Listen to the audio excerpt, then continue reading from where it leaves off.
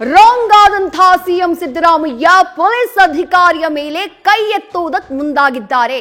ಆ ದೃಶ್ಯ ಸಿಎಂ ಸಿದ್ದರಾಮಯ್ಯ ಅವರ ನಡೆಯನ್ನ ಪ್ರಶ್ನೆ ಮಾಡೋ ಹಾಗೆ ಮಾಡ್ಬಿಟ್ಟಿದೆ. ಹಾಗಾದ್ರೆ ಏನಾಯ್ತು?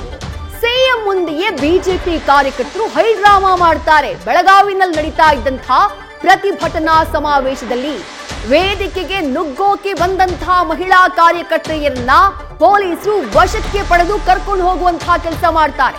ಆ ಸಂದರ್ಭದಲ್ಲಿ ಸಿಟ್ಟಿಗೆದ್ದಂತಹ ಮುಖ್ಯಮಂತ್ರಿಗಳು ಪೊಲೀಸ್ ಅಧಿಕಾರಿ ಮೇಲೆ ಗರಂ ಆಗ್ತಾರೆ. ಹೆಚ್ಚುವರಿ ಎಸ್ಪಿ ಮೇಲೆ ಕೈ ಎತ್ತುವುದಕ್ಕೆ ಮುಂದಾಗ್ತಾರೆ ಸಿಎಂ ಸಿದ್ದರಾಮಯ್ಯ. ಆ ದೃಶ್ಯಗಳನ್ನ ಗಮನಿಸಬೇಕು. ಒಬ್ಬ ಪೊಲೀಸ್ ಅಧಿಕಾರಿಯ ಮೇಲೆ ಸಾವಿರಾರು ಜನ ಭಾಗಿಯಾಗಿರುವಂತಹ ಕಾರ್ಯಕ್ರಮದಲ್ಲಿ ಕೈ ಎತ್ತುವುದಕ್ಕೆ ಹೋಗಿದ್ದಾರೆ ಈ ರಾಜ್ಯದ ಮುಖ್ಯಮಂತ್ರಿಗಳು.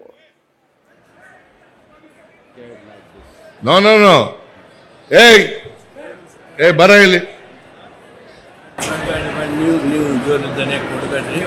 ಭಾರತ್ ಮಾತಾ ಕಿ ಬರ ಇಲ್ಲಿ.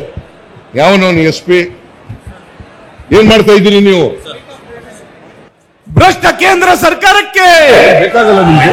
ಭ್ರಷ್ಟ ಬಿಜೆಪಿ ಕೇಂದ್ರ ಸರ್ಕಾರಕ್ಕೆ, ಭ್ರಷ್ಟ ಬಿಜೆಪಿ ಕೇಂದ್ರ ಸರ್ಕಾರಕ್ಕೆ ಬೋಲೋ ಭಾರತ್ ಮಾತಾ ಕಿ ಜಯ. ಕಾಂಗ್ರೆಸ್ ಸಿದ್ದರಾಮಯ್ಯ ಸಾಹೇಬರಿಗೆ, ಡಿ ಕೆ ಶಿವಕುಮಾರ್ ಸಾಹೇಬರಿಗೆ, ಸತೀಶ್ ಜಾರಕಿಹೊಳಿ ಸಾಹೇಬರಿಗೆ.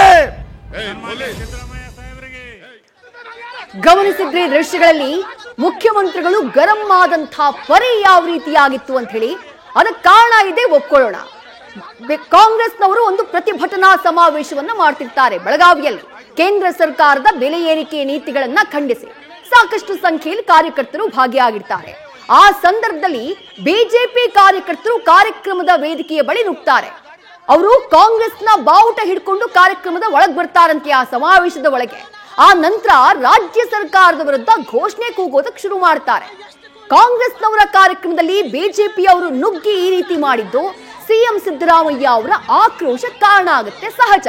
ಯಾರೇ ನಾಯಕ ಆಗಿದ್ರು ಸಿಎಂ ಸಿದ್ದರಾಮಯ್ಯ ಅವರ ಜಾಗದಲ್ಲಿ ಅವರು ಇದ್ದಿದ್ರೆ ಅವರು ಇಷ್ಟೇ ಕೋಪಗೊಳ್ತಾ ಇದ್ರು, ಆಕ್ರೋಶಗೊಳ್ತಾ ಇದ್ರು. ಅಲ್ಲಿ ತನಕ ಓಕೆ, ಸಿಎಂ ಸಿದ್ದರಾಮಯ್ಯ ಅವರ ಆಕ್ರೋಶ, ಅದನ್ನ ಒಪ್ಕೊಳ್ಳೋಣ. ಆದ್ರೆ ಓರ್ವ ಪೊಲೀಸ್ ಅಧಿಕಾರಿಯನ್ನ ಮೇಲಕ್ಕೆ ಕರೀತಾರೆ.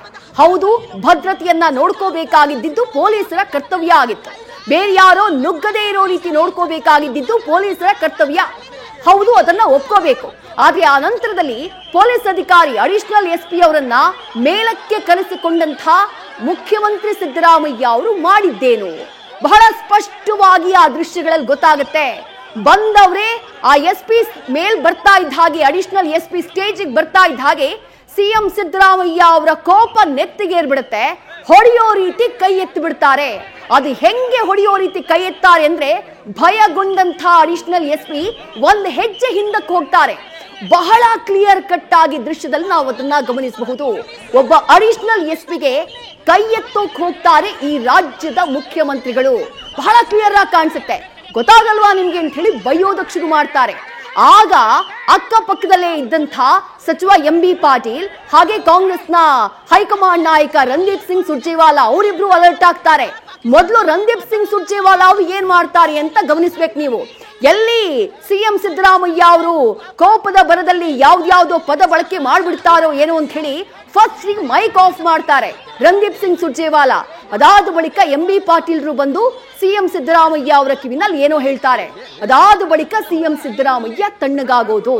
ಬಟ್ ಇಲ್ಲಿ ಪ್ರಶ್ನೆ ಇರೋದು, ಈ ರಾಜ್ಯದ ಮುಖ್ಯಮಂತ್ರಿಗಳು, ಹೌದು ಅವರು ಆಗಾಗ್ಗೆ ಕೋಪ ಬರುತ್ತೆ, ಮಾಧ್ಯಮದವ್ರ ಮೇಲೆ ರೇಗೋದು, ಇದೆಲ್ಲ ಇದ್ದಿದ್ದೆ, ಇದೆಲ್ಲ ಸಾಮಾನ್ಯವಾಗಿತ್ತು. ಆದ್ರೆ ಇದು ಸಹಿಸಿಕೊಳ್ಳೋದಕ್ಕೆ ಸಾಧ್ಯನಾ ಅನ್ನೋದು ಪ್ರಶ್ನೆ. ಒಬ್ಬ ಅಡಿಷನಲ್ ಎಸ್ಪಿಗೆ ಸಾವಿರಾರು ಜನ ಇರುವಂತಹ ಕಾರ್ಯಕ್ರಮದಲ್ಲಿ ವೇದಿಕೆ ಮೇಲೆ ಸಿಎಂ ಸಿದ್ದರಾಮಯ್ಯ ಈ ರೀತಿ ಕೈ ಎತ್ತೋಕ್ ಹೋಗಿದ್ದು, ಹೊಡೆಯೋದಕ್ಕೆ ಹೋಗಿದ್ದು, ಇದನ್ನ ರಾಜ್ಯದ ಜನ ಒಪ್ಕೊಳ್ತಾರಾ? ಇದು ಜನ ಮಾಡ್ತಾ ಇರುವಂತಹ ಪ್ರಶ್ನೆ. ನ್ಯೂಸ್ ಫಸ್ಟ್, ನಿರ್ಭೀತಿಯಿಂದ ನಿಮ್ಮ ಪರವಾಗಿ.